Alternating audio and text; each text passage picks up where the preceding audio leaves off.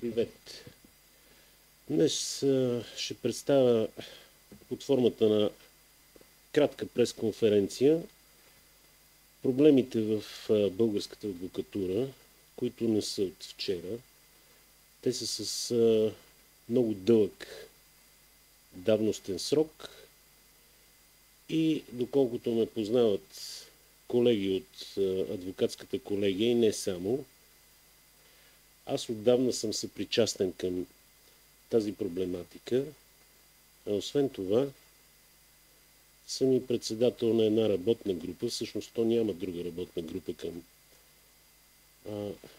адвокатския съвет на колегията в Кюстендил, която е за изготвянето на нов проектозакон за адвокатурата и е създадена на основание член 89.13 от Закона за адвокатурата с решение на съвета номер 5 от 24 юли 2019 година.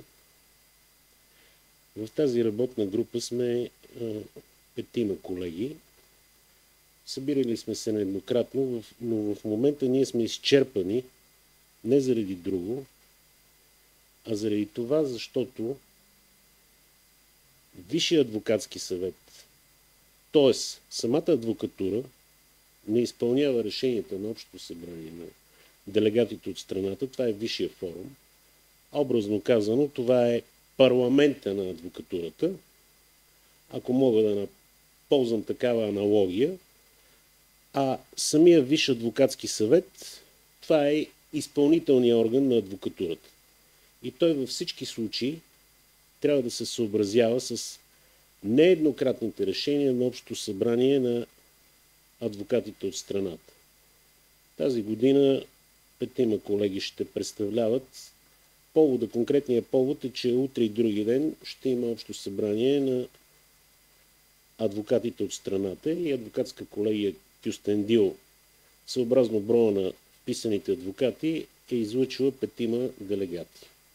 Колеги, аз умишлено и не само аз не съм се кандидатирал за делегат, защото до сега съм бил на 4-5 общи събрания. И в крайна сметка тези събрания, независимо от решенията, които вземат, те не се изпълняват и не се привеждат действие, с което се обезмисля самата вътрешна дейност и смисъл от самоуправлението на адвокатурата. А този принцип на самоуправление е залегнал и в българската конституция. И това е изключително важно, защото адвокатурата е колектив на абсолютно всичко, на всички власти. И съобразно Конституцията, където дословно пише, че самата адвокатура, не адвокатите, макар че адвокатите формират адвокатурата, би трябвало да е свободна, независима и самоуправляваща се. В момента тя не се самоуправлява, а се възпроизвежда, без извинение от силния израз, една адвокатска клика или по-точно номенклатура, адвокатска номенклатура. И този израз не е мой и не е оригинален. Той се използва масово на тези общи събрания на адвокатите от страната. И на практика се възпроизвежда едно статукво, с което само се тупка топката, образно казано, и нито се осъществява самоуправление, независимо доколко е независима самата адвокатура, нито може в случая адвокатурата и самите адвокати да осъществяват ефективно и ефикасно защитата на правата и законните интереси на гражданите и юридическите лица, така както е записано в член 134 от Конституцията. Нали? И причината за това, първата причина, е съществуващия закон за адвокатурата, който датира от 2004 година. Всъщност, след така наречените демократични промени, това е втория закон, защото с него се отмени предходния закон за адвокатурата от 1991 година. Смело мога да кажа и съвсем отговорно, че сегашният закон е неадекватен. Защо? Защото това е решение на Общото събрание на адвокатите от страната, Има го на страница 290. Това надали интересува публиката. От провелото се общо събрание на 22 февруари 2020 година. Но всъщност това не е еднократно решение.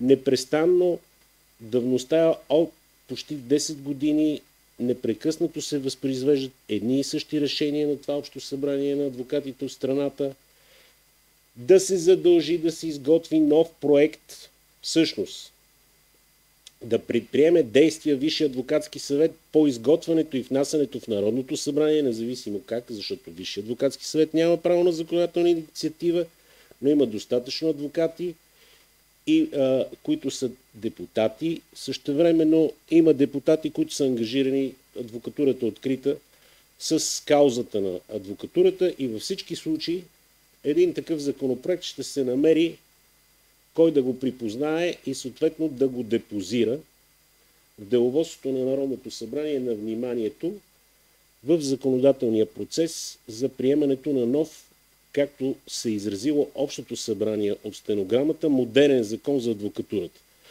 Според мен надали модерен като епитет е най-подходящ израз, по-скоро адекватен за нуждите на адвокатурата такъв закон. И до момента аз съм определен от колегията и съвета за представител на Кюстендилската адвокатска колегия в една работна група на всички адвокатски колеги от страната. На практика дейност по изготвянето тази работна група не функционира. Причината е тривиална и комерциална.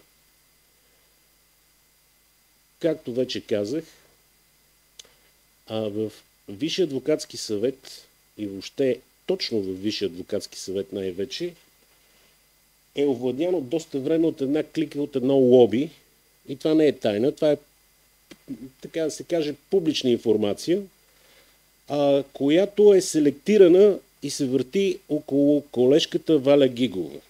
Това се знае от всички адвокати. А зад колежката Валя Гигова, като член на Висшия адвокатски съвет, седи много силното банково лоби. Банковото лоби на Асоциацията на банките в България.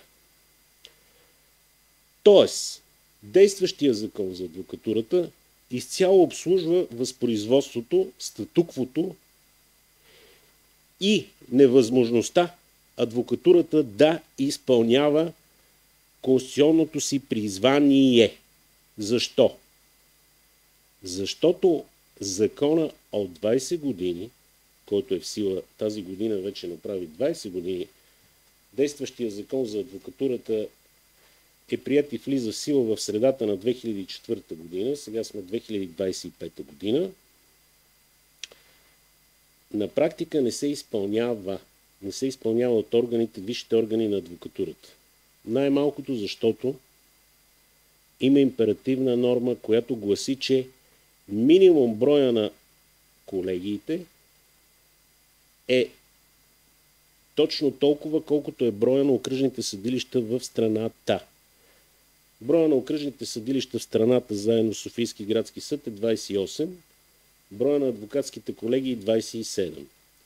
И тук изниква възловия въпрос, къде се губи една адвокатска колегия.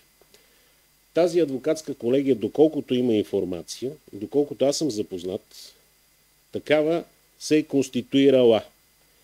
И тази адвокатска колегия се е нарекла адвокатска колегия София окръг. Сега защо е така, няма значение, но важното е, че се е състояло събрание, доколкото знам има БУЛСТАТ, но е възникнал скандал в Висшия адвокатски съвет, с който едва ли не, макар че няма правомощия, това не е от правомощите на Висшия адвокатски съвет да санира създанието, той просто трябва да констатира това нещо,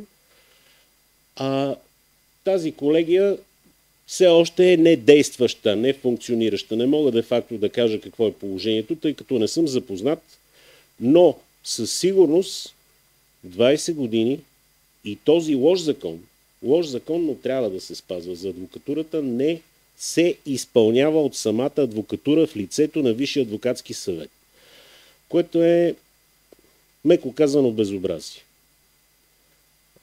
Не говоря за дисциплина или така нататък.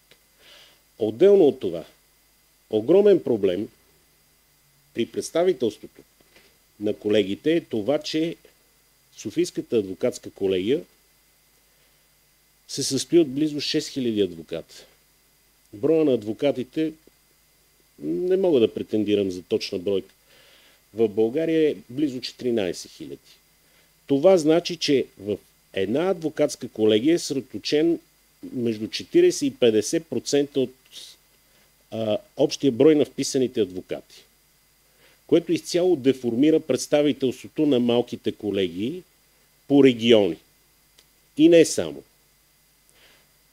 В най-добрия случай за представителството на колегите от Софийската адвокатска колегия, поне 2/3 от тях, а в повечето случаи, когато има само отчетни събрания на Софийската адвокатска колегия, не отчетно-изборни, броя на участващите в вътрешно-организационния живот е 1/4, някога в по-лоши случаи 1/5 от общия брой. Което значи, че де-факто с пълномощни, защото всеки адвокат може да представлява друг с едно пълномощно, на практика физически се получава така, че около 200-300 човека от Софийската адвокатска колегия определят делегатите за общото събрание от страната, които са близо половината от общите делегати и една малка клика от около, да кажем, 10-15 силни адвокатски кантори с целия личен състав на тези кантори е в състояние да предопредели избора на висши органи на адвокатурата. Именно това е ахилесовата пета в случая, за която не само аз, смело мога да го кажа, и много други колеги се бориме вече над петилетка, поне. Да не кажа поне от 2 петилетки. И по този проблем, защото това е огромен проблем, движение няма. Статуквото се възпроизвежда и в момента ще продължи да се възпроизвежда, което мене ме е обезсърчило аз повече да се кандидатирам и да хода на тези общи събрания на адвокатите от страната, защото алтернатива няма. Предполагам, че след избора, който ще се осъществи утре и в утрешния ден и в неделя, ще има обжалвания на избора, защото в момента има, така да се каже, 2 групи кандидатури от сегашния председател на Висшия адвокатски съвет и от бившия председател на адвокатския съвет на Софийската колегия, които са кандидати за председател, но независимо кой ще спечели, кой ще обжалва и какъв ще е резултат от евентуалното обжалване, във всички случаи адвокатурата не може да продължава да се самоуправлява в кавички по този начин. Защото на практика са елиминирани по дефиниция, а бих казал, че много колеги са отвратени от начина, по който се самовъзпроизвеждат, и то в една свободна институция, каквато е по Конституция и по закон адвокатурата, една клика, една номенклатура от вечни членове на висшите органи в адвокатурата. Те се знаят персонално кои са. До някъде това е аналогия на ситуацията с представителството, народното представителство в парламента, но както и да е, това е в немалка степен и позорно за самата адвокатура, защото очистителен процес няма как да настъпи при сегашната ситуация и статукво. Това може да стане единствено и само с приемането на нов закон за адвокатурата.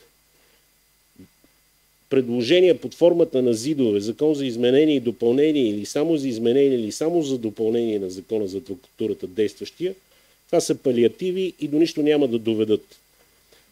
Независимо от всичко, работната група, на която съм председател, ние сме изготвили проект, и то сериозен, за изменение и допълнение на закона за адвокатурата, но този проект по една или друга линия не успяхме да намериме кой да го припознае, и това мога да го кажа съвсем отговорно, че мен ме е срам, защото това е етичен въпрос, от някои така наречени колеги в адвокатурата, които бяха или са народни представителки, защото те не се вълнуват от проблемите на адвокатурата, те по-скоро се вълнуват от лобизъм. Защото имаше няколко адвоката, които са вписани в Кюстендилската адвокатска колегия и които бяха народни представителки. Една от тях е Мая Манолова, друга е Михайла Крумова и една колежка, която е от Дупница, беше за кратко, прибиваваше в, вече забравих кое народно събрание, от групата на Има такъв народ. Лично аз с тези предложения, които са не само на работната група, те са припознати и на съвета, респективно цялата колегия застава за тях. След малко накратко ще ги представя. Лично аз настоявах пред народната представителка и колежка, която в момента е вписана в адвокатска колегия Благоевград, но е прибивала като адвокат в колегията в Кюстендил, Цвета Рангелова, да припознае и да внесе нищо повече нашия проект за изменение и допълнение на закона за адвокатурата, но с прискърбие мога да кажа, че от нейна страна не срещнах разбиране. Независимо, и то разбиране в случая не по техническите детайли и по идейните предложения, а изобщо по инициативата, което е много жалко. Държа да го отбележа, това е самата истина. И в момента ще представя, най-вече ще акцентирам върху идейните предложения, които налагат изготвянето на нов, няма да се ползвам от епитета модерен, но адекватен закон за адвокатурата, така както многократно го решава Висшия форум на адвокатурата, Общо събрание на адвокатите от страната. Всъщност, Висшия адвокатски съвет предложи на, така да се каже, разискване не закон за, проекто закон за адвокатурата, а концепция. И тази концепция се интересуваше единствено от уредбата на клиентската сметка и на дисциплинарната отговорност. И още нещо е важно да отбележа за слушателите и зрителите на Българската телеграфна агенция, че с, така да се каже, задоволство мога да кажа, че в нашата колегия в Кюстендил не се съществува такъв проблем, но в много други колегии, особено в адвокатска колегия София, дисциплинарната отговорност и дисциплинарните съдилища на колегиите се използват за разчистване на сметки и за потискане на неудобни мнения, гласове и несъгласия с начина на ръководене на самата колегия. За съжаление, аз съм присъствал на такива дисциплинарни производства в Софийската адвокатска колегия като представител на друг колега и трябва да ви кажа, че е изключително грозно това, което се случва, за да се разчистват сметки с другомислещи под формата на дисциплинарни производства и всъщност по този начин да се узаконява де-факто една скрита диктатура, която е нонсенс, но е така в самата адвокатура. Именно чието нишки водят към Висшия адвокатски съвет и към няколкото лобита. Те всъщност не е само едно, това е банковото лоби, другото лоби е чуждестранно. Съвсем в момента мога да го кажа. защото има достатъчно публична информация. Това е лобито, зад което седи една печално известна фондация Америка за България и въобще американските специални разузнавателни служби. В момента едното предложение на екипа на пак кандидатиращия се за председател на Висшия адвокатски съвет колега Демерджиев е за колегата Кашъмов, който лично имам удоволствие и честа да го познавам, още от юридическия факултет на Софийския университет, но за съжаление това е публична информация и не се крие. Зад него седи изключително здраво и сериозно финансиране именно от чужбина, което е не в противоречие с самия интерес на самата адвокатура и на всички адвокати и членове на адвокатските колегии. Така че без нов закон абсолютно нищо няма да се промени в адвокатурата и се обезмисля самото провеждане на висшите форуми на Общото събрание на адвокатите от страната. Най-малкото защото се взимат решения и тези решения не се изпълняват от Висшия адвокатски съвет. И статуквото продължава до безкрай. Това, което отбелязвам, е, че адвокатската професия е единствената регулирана юридическа професия. Това не е много известно. Регулирана юридическа професия значи, независимо от другите юридически професии, са все още неурегулирани. Съдия, прокурор, нотариус, съдебен няма значение.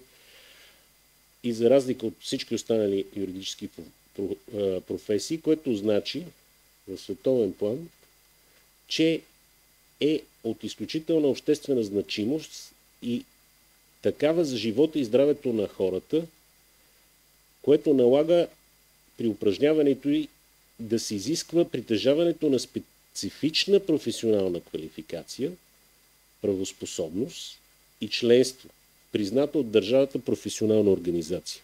Именно признатата от държавата професионална организация е адвокатурата. Затова и конституционният законодател и обикновеният законодател борави с термина адвокатура, а не адвокат. И, слава Богу, е и конституционно скрепена с сега действащата конституция. Най-вече друг съществен проблем, т.е. изключително важен, е проблема за финансовата независимост на адвокатите, най-вече, не толкова на адвокатурата. За да може един адвокат свободно, самостоятелно и непритеснително да упражнява професията си, той трябва да е подсигурен финансово.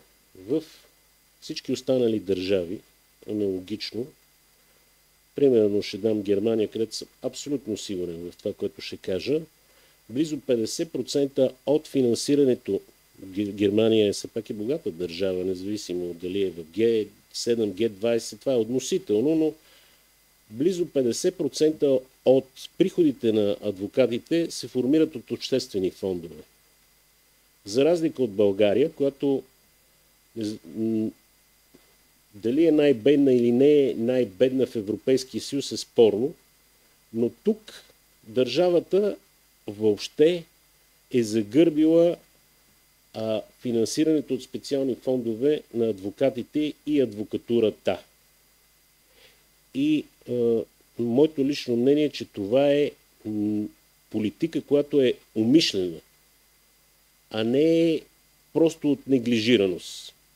Това е политика, държавна политика към адвокатурата, защото този въпрос беше поставен лично от мене пред бившия председател на Висшия адвокатски съвет Ралица Негенцова, много остро, и то пред висши представители на френската прокуратура. Последствие нямаше, независимо от нейните срещи, раздели, пиенето на кафета с тогавашния министър-председател Бойко Методиев Борисов, резултата беше нулев, даже отрицателен. Адвокатите са подложени в момента на финансова преса, говоря за масово за колегите, защото аз не съм вписан, но много разчитат на така нареченото Национално бюро за правна помощ, което е една откровена подигравка с всички колеги, които дават така наречените служебни защити, защото тези средства трябва да се поемат от обществени фондове, респективно от държавата. Те не са кой знае какви. На фона на това, че излизат тук някакви самолети изтребители на картинки за милиарди долари, това са никакви средства, но такива средства не могат да се осигурят, така че адвокатите да могат спокойно да се осъществяват дейността и съответно техният труд да е справедливо възнаграден. Това е фундаментален проблем и той умишлено не се решава. Едната причина ние да изготвим такова предложение на закон за изменение и допълнение на закона за адвокатурата, именно да решим този кардинален проблем. Отделно,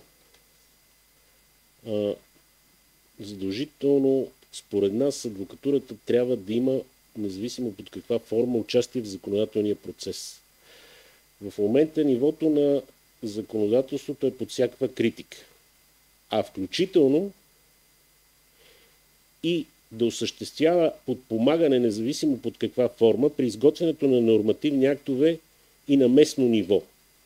Не само Висшия адвокатски съвет да се ангажира с някакви лобистки инициативи, които от друга страна нямат нищо общо с като примерно закона за кодекса за застраховането и така нататък, или пък във връзка с закона за хазарта и прочие. Това няма отношение към проблемите на адвокатурата, а най-вече по принцип адвокатурата трябва да е ангажирана към самото качество на законодателните актове, защото то е по всеобщо мнение много ниско. Така. Това, което вече изложих, е, че на адвокатите по линия на Националното бюро за правна помощ не се изплащат възнаграждения, те се изплащат с забава. Това според мен е след отчети. Какво значи отчети? Отчет адвоката може да дава единствено и само пред клиента си. Независимо кой плаща, в случая държавата е платец по заместване на някой, който го представляваш. И този отчет ти не го даваш пред държавата, този, който плаща, ти го даваш пред лицето, в случай говориме само за физически лица, пред лицето, на който си ми оказал правна помощ. Този отчет, адресатът на този отчет може да бъде само той. А с подзаконови нормативни актове тук е въведено едно унижение за колегите, които осъществяват такива служебни защити, и те са принудени да пишат някакви отчети. Аз лично професионално съм много ангажиран с отчетничеството, защото съм работил в Сметната палата. Все пак държавното съкровище има значение за стабилността на една държава, но да пишеш отчети за някакви пари, то не пред този, който трябва, това е абсолютно безсмислено и единствено има, според мен, за цел да унизи адвокатът или просто да го демотивира да осъществява правна помощ на социално слаби лица, което е мизантропщина, казано направо. Именно поради това адвокатите от колегията в Кюстендил са извели този фундаментален, основополагащ и базисен проблем. Това и аз съм го представил пред работната група и пред Общото събрание на адвокатите от страната и се налага с изрична разпоредба в нашето предложение закона за правната помощ директно да бъде отменен. Нуждата от такъв закон е нулева, даже той е вреден. А Действително има нужда от нов регламент на правната помощ, но той трябва да е съобразно Конституцията и да намери конституционно съобразно мястото си в новия закон за адвокатите и адвокатурата, независимо как ще се казва. Може да се преименова. Даже не се стигна до консенсус в работната група как да се казва бъдещия проектозакон. Отделно, нашата колегия, в лицето на работната група и съвета, сме против така наречената адвокатска реклама, което е аналогия на търговската реклама, защото адвокатът не е търговец. Той никога не е бил търговец и няма да бъде търговец. Както и хуманният лекар също не е търговец, макар че лечебните заведения се приравниха по търговския закон на търговци. Това е една излишна регулация и независимо от това дали Европейския съюз го налага или не го налага, България е суверенна държава и тя трябва да си отстоява интереса, респективно да отстоява интереса на адвокатурата, на адвокатите и на онези, на които адвокатите съдействат за защита на правата и законните интереси.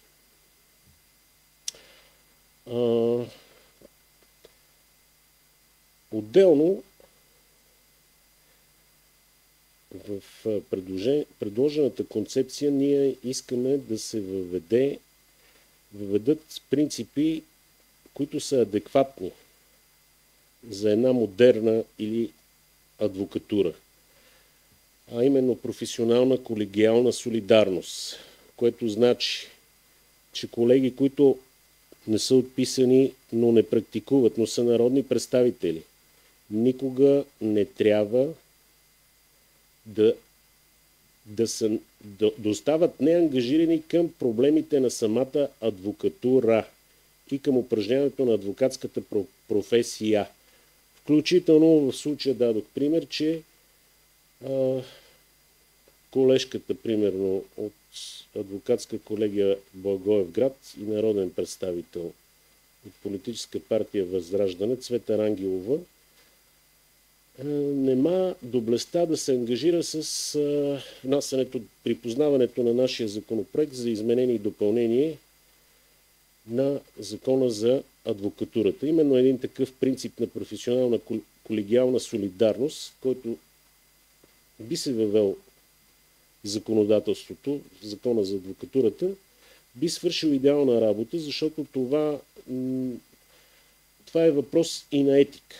Освен всичко останало, на съвест и не колегиалност в случая. Тоест, има и немалко случаи, когато адвокати, независимо от какви парламентарни групи пребивават в Народното събрание, открито работят и отявлено срещу интересите на професионалната си гилдия и адвокатската общност.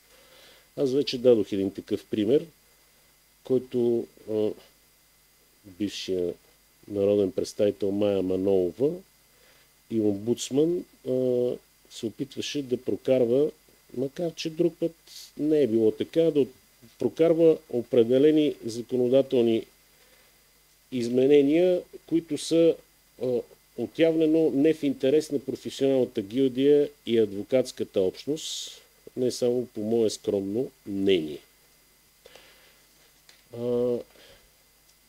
Освен всичко останало, един такъв принцип би дисциплинирал самата гилдия. Друг принцип, който е задължително да влезе в новия закон, това е за лоялната конкуренция. Отделно каква легална дефиниция ще му бъде дадено, защото този адвокатски принцип ние няма да измисляме топлата вода, т.е. в случая той е изведен и валиден примерно в испанското законодателство и регламент на тамошната адвокатура и адвокатите. Защото така или иначе между самите адвокати, независимо под каква форма упражняват професията си, е нормално да съществува конкуренция, но тя трябва да е абсолютно лоялна. Отделно още един принцип е изключително важен да го има в бъдещия законопроект. Това е демократична съобщност и самобитност, т.е. да се уважават националните традиции, такива каквито са били предходно в България от времето на царство България, включително и до някъде на Народна република България, защото се проявиха инициативи, включително да се наложи хомот върху адвокатурата и адвокатите. Говоря за някои люде на държавна служба, които аз не знам как са били адвокати в Софийската адвокатска колегия и така печално известното Национално бюро за правна помощ, които изведоха една много ексцентрична идея за държавен адвокат. Аз не знам какво значи държавен адвокат, но това е опит, освен за налагане на хомот, и за унижение и съответно вкарване в правата линия, така да се израза, на всички свободомислещи и действително самоуправляващи се и независими адвокати, които действат екс-леге по закон.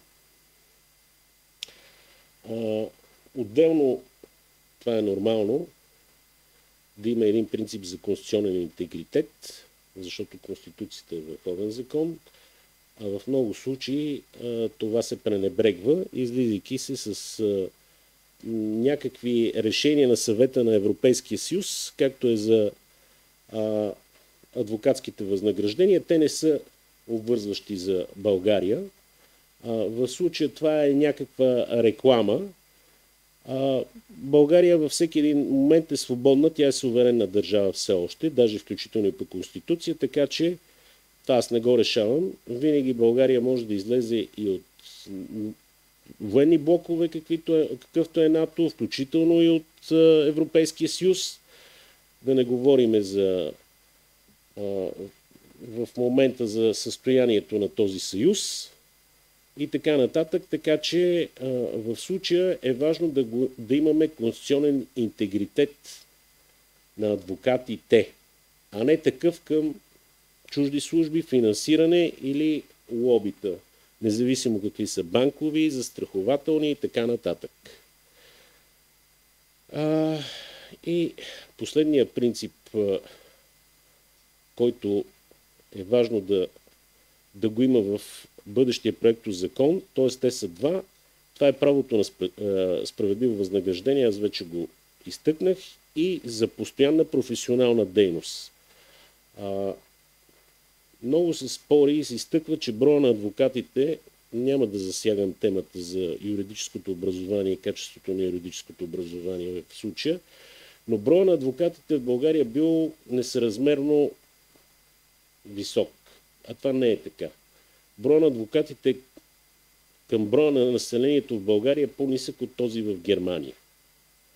А освен това, немалка част от писаните адвокати не практикуват. Т.е. те само се отчитат, че са вписани и им се води професионален стаж адвокатски, но всъщност те не упражняват адвокатска професия. Затова е много важно да се въведе принципа за постоянна професионална дейност. Защото има не много голяма част, но има адвокати, които работят като счетоводители или някакви други предимно икономически професии, но това по същество не е адвокатска дейност. Заради това трябва да го има и този принцип за постоянна професионална дейност. Защото това би спомогнало да се ограничи използването на адвокатската професия като параван за други дейности, заради което непрекъснато самите ние адвокати и самата адвокатура сме подложени на недобронамерен натиск от изпълнителната власт. В лицето на ДАНС, НАП и прочие служби, във връзка с изпиране на пари и така нататък, това са до болка познати проблеми, но именно такива принципи биха спомогнали, така че адвокатурата да се самодисциплинира, така да се каже.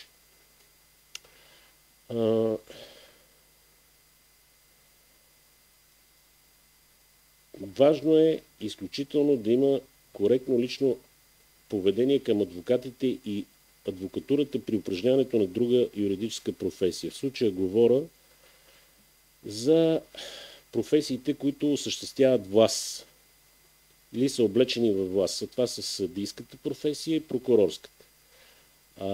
Категорично изразявам не само мое мнение и такова на колегите от работната група и съвета, че адвокатската професия, адвокатурата не е тих професионален пристан за много провалени съдии, прокурори и следователи. Персоналните примери са многобройни и използвам случая и пресконференцията да изкажа служебна благодарност на всички колеги от съвета, които не допуснаха да се опозори името на нашата колегия и самото нашето име с приемането на бившия главен прокурор Иван Гешев, който искаше да се впише като адвокат в нашата колегия. И слава Богу, че те са на мнение, че той не притежава нужните нравствени качества да упражнява адвокатската професия, след като самата прокуратура и Висш съдебен съвет, прокурорската колегия са решили, че той не притежава такива качества да упражнява, не само да продължи да бъде главен прокурор, но и да бъде прокурор. Да е на длъжност прокурор в прокуратурата на Република България. Освен това, категорично всички колеги са против и това трябва да влезе като забрана в проектирания закон за адвокатурата, независимо от неговото заглавие. Съдии, прокурори и следователи, които са пенсионирани като такива, да не бъдат допускани да упражняват адвокатска професия. Също така сме на мнение в работната група, че трябва да отпаднат сега съществуващите си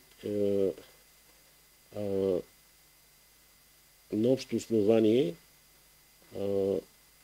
възможност всички преподаватели, университетски преподаватели, да бъдат вписвани без стаж за адвокати. Това е една привилегия, която е ненужна. Освен това, качеството на юридическото образование е изключително паднало. И мисля, че тук се получава някакво раздвоение, защото или ще се занимаваш с преподавателска дейност, или ще упражняваш адвокатска професия.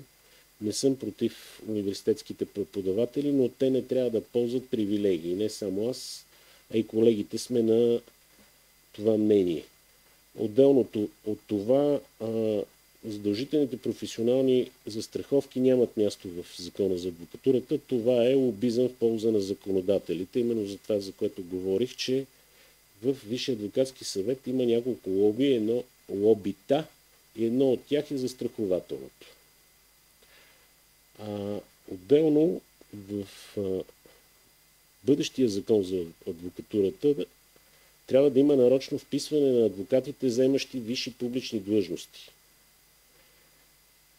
които съответно да се задължат да подават ежегодно и срок до 5 години от като са напуснали такива длъжности информация за това, за приноса си към адвокатурата за времето, през което са заемали такива длъжности.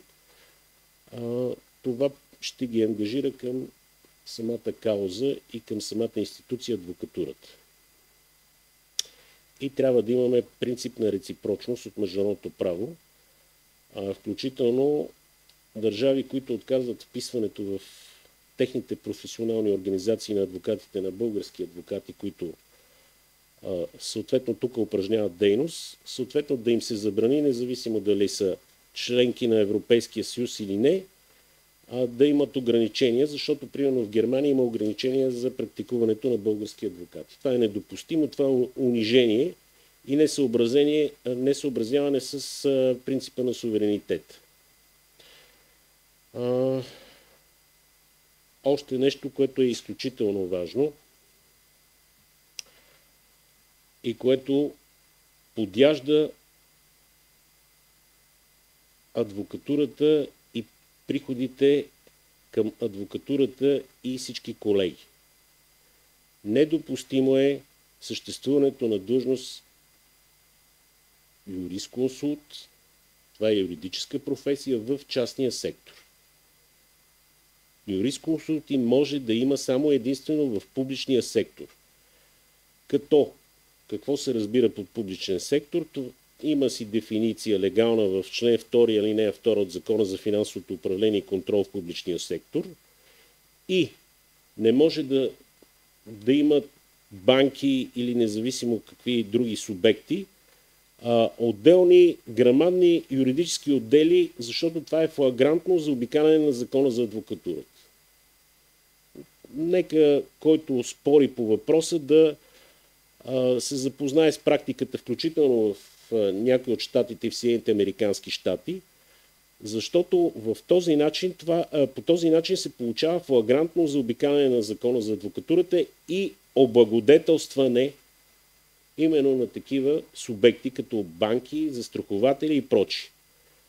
По същество, всички упражняващи такава професия, те на практика са адвокати, независимо дали са привързани изцяло с един клиент или не, те упражняват адвокатска професия.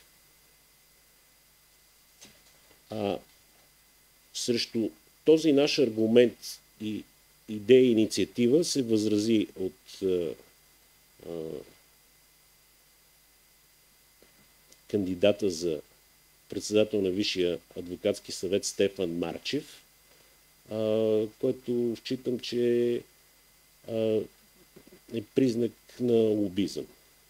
Знаеме, че зад него и не само зад него екипа, който е предложил, седи така нареченото банково лоби. Тоест тук те са в конфликт на интереси и именно заради това давам пресконференцията, за да е ясно на всички кой какви интереси защитава.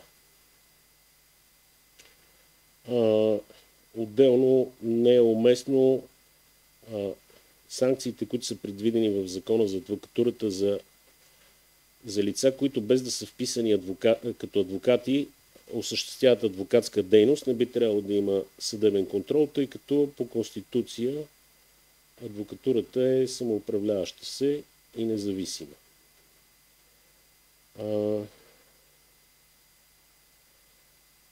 Това е в общи линии, което исках да представя като